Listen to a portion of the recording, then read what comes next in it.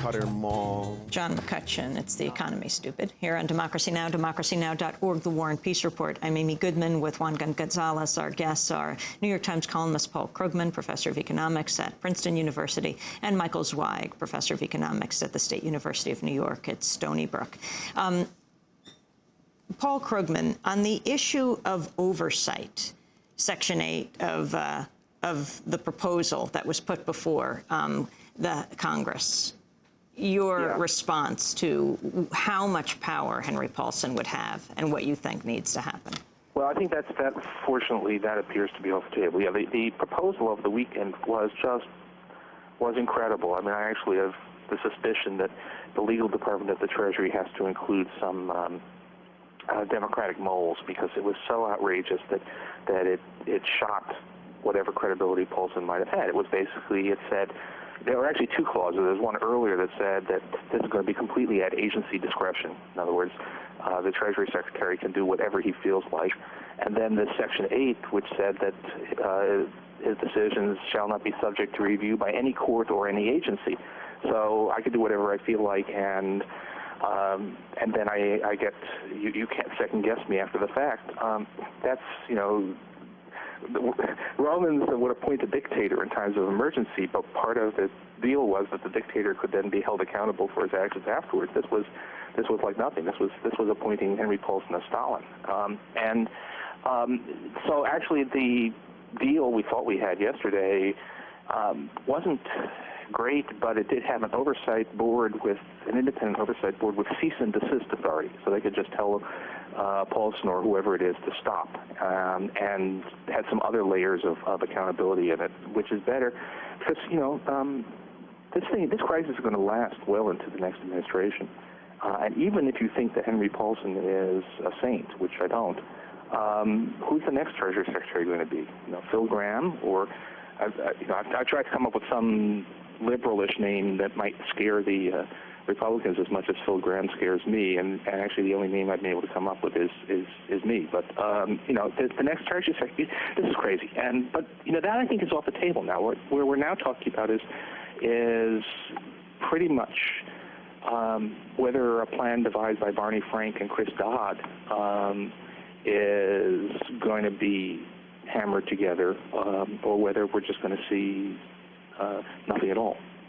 Well, Paul Krugman, some of the Congress members that I spoke to late last night were saying that they were close to making major changes in the deal, even holding back some of the $700 billion, only giving perhaps $250 billion immediately, but that the main thing that the Republicans were strongest in refusing was the issue of having some kind of changes in the bankruptcy laws to allow judges to deal with individual mortgage holders on a case-by-case basis.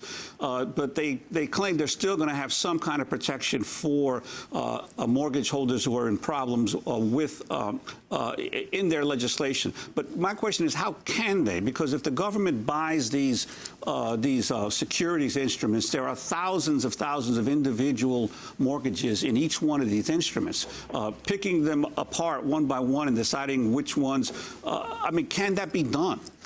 It's unclear, and I've never thought there was any good economic argument or legal argument about not letting judges do this. I mean, we have a bankruptcy law for a reason, and it does give the court system the ability to say, look, all right, this person can't pay. We're going to, why should mortgages be any different from anything else? Why should an investment banker who's gone bust find that he has ways to protect parts of his ill-gotten gains, but a homeowner who's gone bust for just because he was missold a bad mortgage has no ability to protect his home.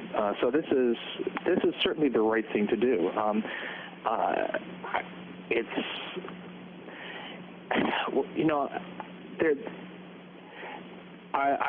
important. It's the most important thing I thought was that the government gets some ownership in return for saving firms. So my key issue, which we don't know, which is in there, but we don't know the numbers, is equity stake. But this is also important.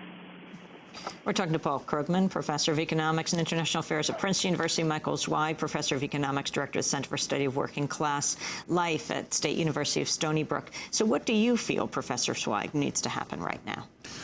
Well, I think that we need to look at the financial markets in the context of the needs of working people, in the context of the needs of most people in the country. And is there time to do this right now?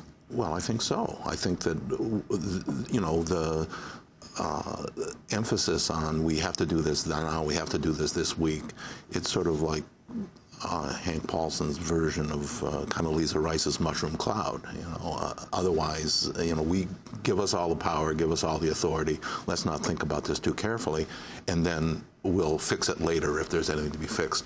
Well, you know, pass it and fix it is not exactly the right way to do things. It never has been for any progressive agenda.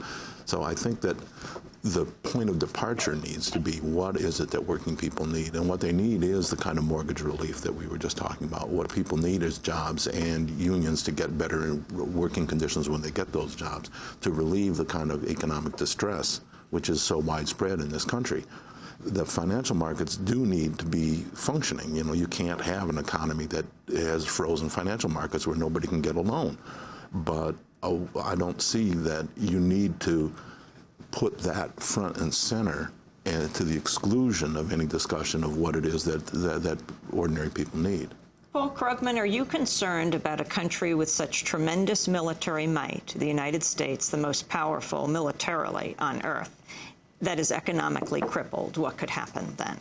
Well, yeah, I mean, a friend I was talking to last night, as everything went to hell, said, you know, we're turning into Argentina with nukes.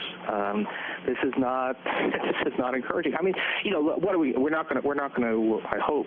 Actually, I shouldn't say that. I was going to say, you know, we're not going to start trying to conquer our way out of debt. But God knows, if we have this crew still in power next year, who knows what they might try. But it's.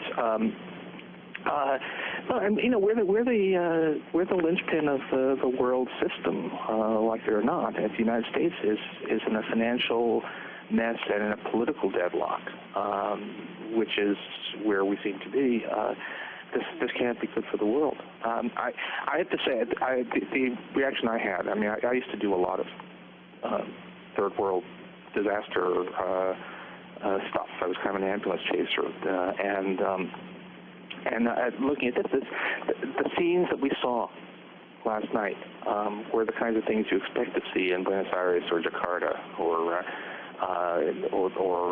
Bangkok, not in the United States. But I guess we aren't that country anymore. And what does this mean for the next president in terms of their ability to move forward on an agenda, whether it is Obama or McCain? How's this going to affect their first couple of years in office? If I was Obama, I would say, look, this is a one-time expense where it's not an ongoing budget deal, and in fact, one of the things we can do to make future expenses like this less likely is to have a sounder, fairer economy, and he should not allow this to derail. At one time, you know, just as Bush has not allowed the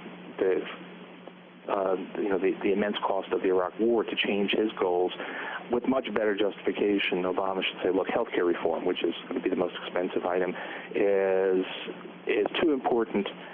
It's a permanent, long-term thing. We're not going to allow this needed financial reconstruction to stop it. Remember, FDR, Franklin Roosevelt, in the New Deal, had to rebuild the banking system. That didn't stop him from going ahead and creating Social Security. So we should not let this change our course. Well, as President Bush was holding an emergency economic summit at the White